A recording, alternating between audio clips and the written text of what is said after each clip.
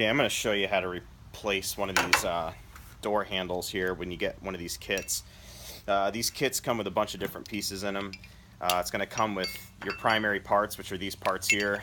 This is the button that goes inside here. This is your push piece. It goes on the outside, obviously. Your inside handle, that's going to align in this direction here.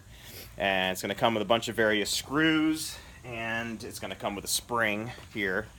So this spring gets put on the outside, and it comes with the most critical piece, which is this plunger, and this is what everybody screws up.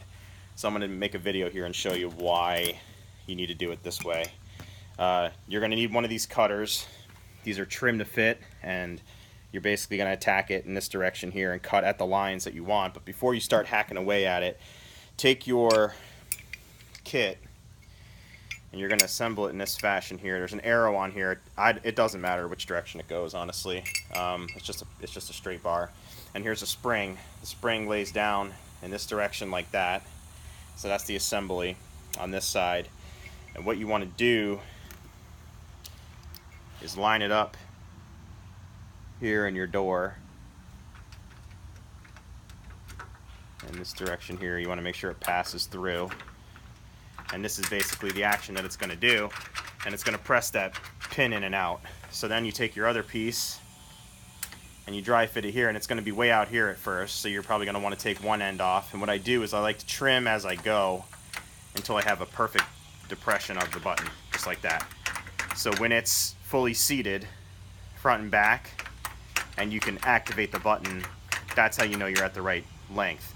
Don't push it all the way in, and if it holds like this, and then trim it, because it's still going to be too long. You want to make sure it's fully deactivated when you install. So you would continue to remove it and trim, remove it, trim, until you get the perfect length on this plunger pin. And then for installation, it's super simple. You find the screws that are appropriate to the width of your door. Your kit's probably going to have a couple different sizes in there, and it's as simple as just screwing it back together.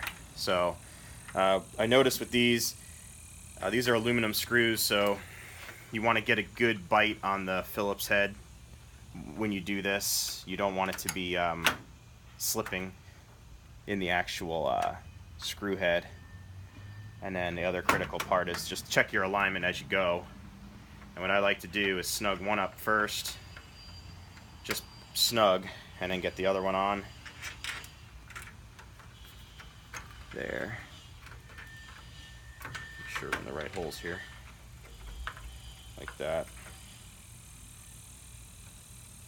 This is it's a process that looks real simple, but you can screw them up quick, and then you got to buy a new kit because, or I actually haven't seen the plungers, but you got to get a new plunger. You can't go back in time when you trim it too short. And a lot of people just look at the instructions and they just kind of line them up according to the instructions, and they cut them too short.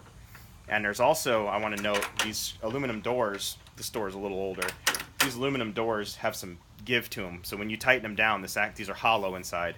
So when you tighten it, it acts like a clamp, and it'll clamp the door too much, and it'll start depressing your plunger as you tighten down in that fashion there. So be mindful of that as you go, and then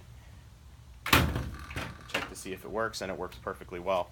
So I'll pop this off the tripod, give you a better look here. So here's your inside. God damn, that's dim. Here's your inside here. It activates in that fashion, and then here I have some tape on my door. I got to take that off. I got to put some metal here, but that's how that works there. So this is how it should operate. Real simple and clean, right? So be mindful of that, and yeah, if you liked it, make sure you subscribe, thumbs up, and if you have any questions, pipe them down below. Thanks.